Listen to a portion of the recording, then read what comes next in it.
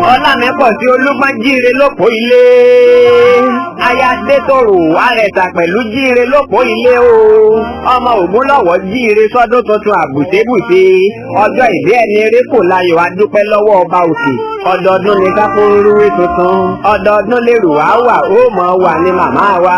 Ọ̀bẹ ní bẹ́sù àtẹlẹsẹ̀ wọn abẹ̀nà o. Ó tó gẹ́ ẹ má ta sọ̀mọ́. Mo gbọ́ ń ẹ wí. Ẹ̀yin lẹ́hùn mẹ́ni tí mò ń wí ń dán. Ẹni yìí ẹni ẹ̀yẹ wo ni ìbá tó dárin eré fún lọ́jọ́ òní. Bí ò sọ Ọlámípọ̀sí aya Adégoróyè kan ṣoṣo.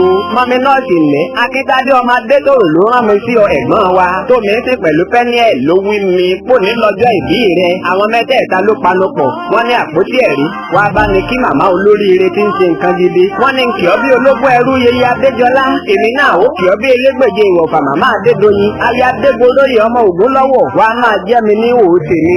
Ọlámípọ̀sí kú ẹ̀yẹ rẹ ò màmá wa. Olójú wámiwámi.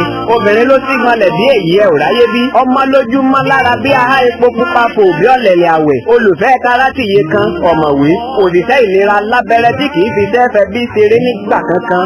Lórúkọ Olúwa ò ní sábẹ́rẹ́gún láṣẹ Ìdùmarè. Oklahoma ní US lẹ́gbọ́n wa wà tó gbé ń pawó wálé kàkà ló dájú. Àǹtí wa pẹ̀lú Adégoróyè olólùfẹ́ wọn ò ní sáì fi dọ́là ìlú ọba sọwọ́ sí mi tí wọn ò kúkú háwọ́ rí. Ó yá nítorí olóríire tí ń ṣe nǹkan rere ẹja lọ rèé kí wọn nípínlẹ̀ Oǹdó ẹ̀gbin lórílẹ̀‐èdè Nàìjíríà wa.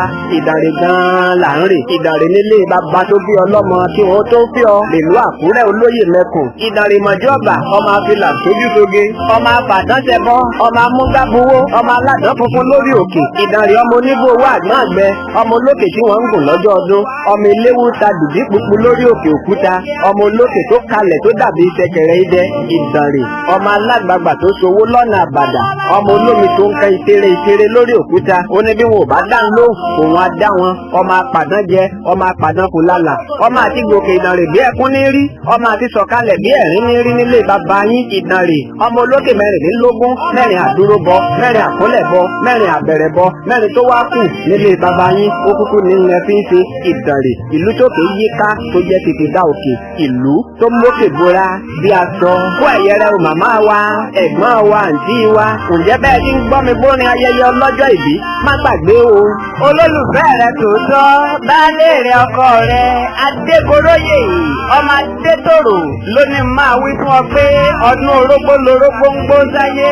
Lọ́dún obì ò ní ká ìgbó ọmọ rẹ ò ní dọmọ ọlọ́mọ. Ọdọọdún ni káfórúwé ọdún ò ní dún kí pèrègún má gorí àtẹ. Ọkọ rẹ ò ní dọkọ lọ́kọ láṣẹ Ìdùmarè. Ọlámípọ̀sí gbọ́ mi yé ìgbà ọdún láyé ẹni ni ẹ fi ṣe.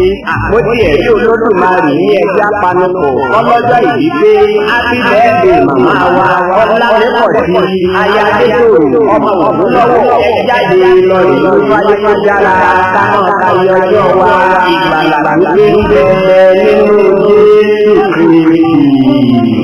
Ẹ̀yin ògo ẹni tí gbogbo ayé yóò padà wá bọ̀ káàbíyèsí o.